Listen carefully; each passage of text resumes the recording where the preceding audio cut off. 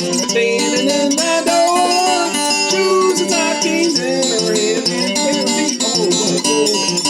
She goes, my true love. She goes, I know. She goes, my true love. I'm out for she goes.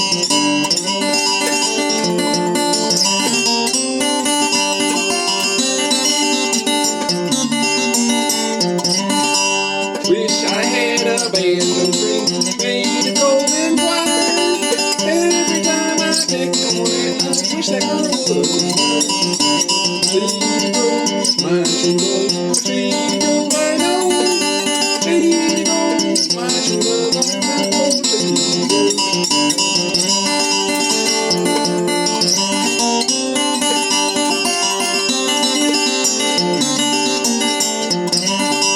Cheeks as red as the blue road, and eyes as deep as brown. You are the darling of my heart, won't you stay till the sun sets? She grows, my true love. She grows, I know. She grows, my true love. Bound for she grows.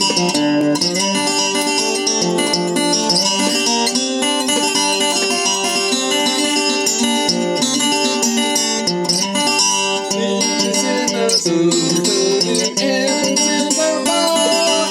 And if I can't have the one I hold, she won't go. She grows, my true love. She grows, I know. She grows, my true love.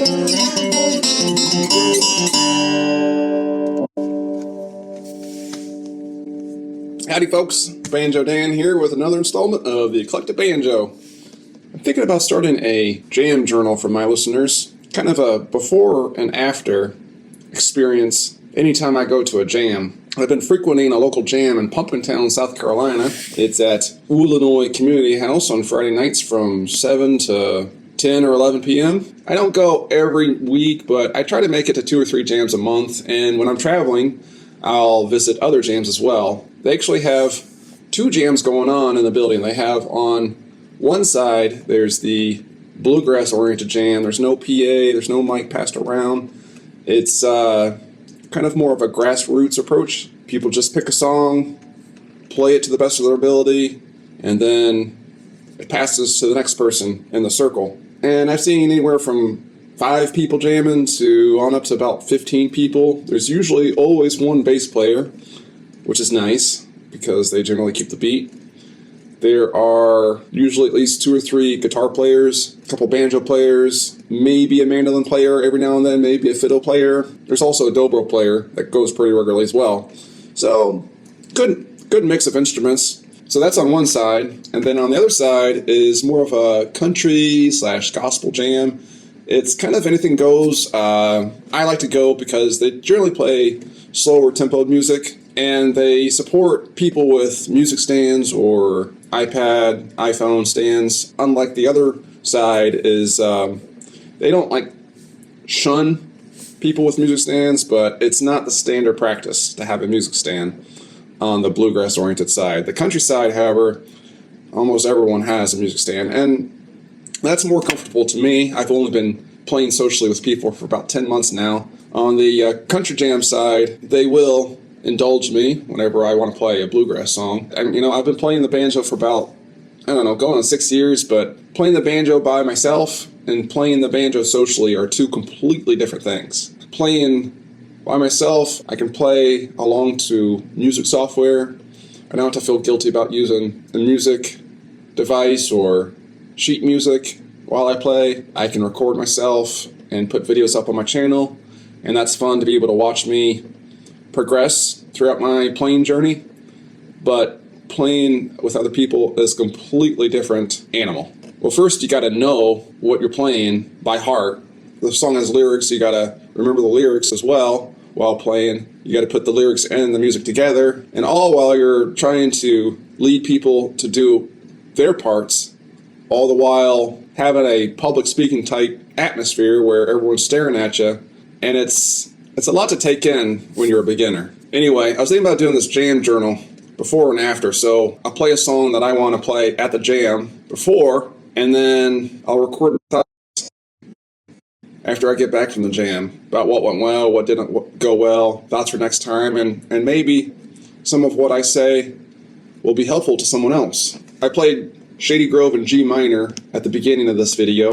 I've been working on for a few months, and it's a fairly simple song, but it is in a minor key, and I haven't played it yet at the jam. It's only 2 chords throughout the whole song. It's G minor, F major, G minor, and then a fill.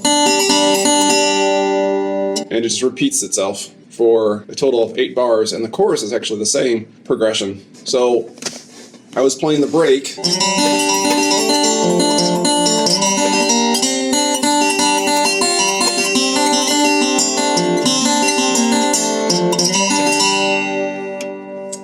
At slower tempo than probably what these bluegrass veterans are going to be used to, but you got to start somewhere. And then for the lyrical component, which I hope to sing at the jam, if I don't crash and burn in the process, I'm vamping to the chords. And that's a suggestion that I was able to get from the Banjo Hangout community, that you don't necessarily want to be playing your solo while you sing. You don't really want to be playing the melody necessarily while you're singing either, as the melody can compete with your voice, but doing something like basic chord rolls or just vamping is perfectly fine. The reason I like vamping is that I know the chords on my banjo really well. I like to play 2 or more notes at the same time.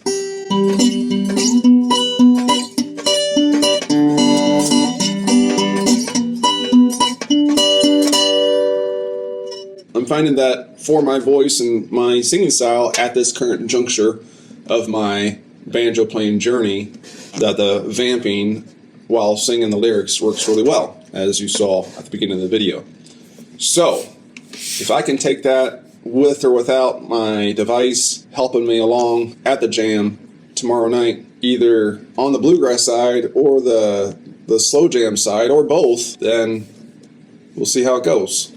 So I'm going to pause here for now, and I'll check in again after the main event. Hey folks, Banjo Dan here with part 2 of the Shady Grove in G minor jam journal. Well, the jam last night was pretty successful. I was able to play Shady Grove in G minor with little difficulty. I might have fudged a couple bars during the solo, but for my vamping backup while I would play the lyrics, I was pretty spot on.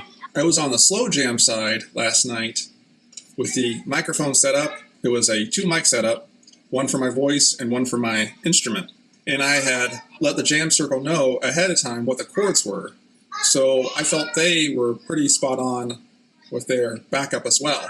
Special call out to Eddie on guitar right next to me, as he was very familiar with the song and he was supporting me quite a lot. A few things that I learned while playing last night. First, keeping a consistent tempo throughout my playthrough is paramount. When I made a mistake, I would just play through the mistake as opposed to trying to stop and back up, keeping in mind that everyone else is playing with me and they're expecting me to keep the tempo and lead the song. So being able to play without stopping is essential. Second, I am a proponent of a music stand setup, such as my iPhone stand right here. I like to have it minimalist so that people can generally see my banjo as I play and not have a lot of obstruction. It's very difficult for me playing backup when someone's leading a song and they have a huge music stand blocking most of their instrument, especially guitar players, in which I read their chord changes in order to play my backup to unfamiliar songs.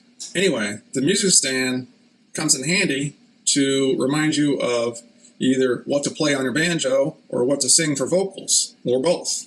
And those prompts can really help you as you're playing live, because, at least for me, almost invariably what will happen is that I'll forget something.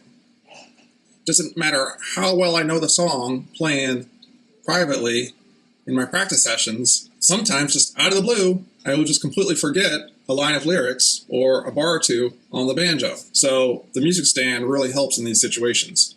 The third thing that I learned was that I really need to have an ear for what everyone else is playing.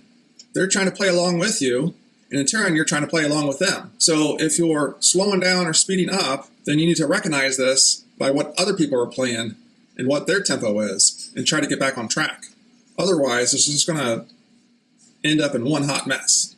Fourth and finally, something that I need to work on is being able to pass a solo during an instrumental break. I have a hard time with this because I don't want to automatically assume that someone knows something. I feel very reluctant to pass in the solo because I don't want to make anyone uncomfortable. But essentially, what I notice is that other musicians will volunteer someone to take a solo, and I don't know if they know if the person can do it or not, but I was voluntold to do a solo during someone else's song, and I just did the best I could. Fortunately, I knew the chord progression, and I was able to put something together, but being familiar with your jam circle and people's names and their competency levels can really help out in these situations.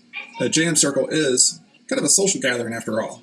Anyway, I hope these thoughts were helpful. If anything resonated with you, or you have any tips for me, please feel free to leave a comment down below. And we'll see you next time here at the Eclectic Banjo.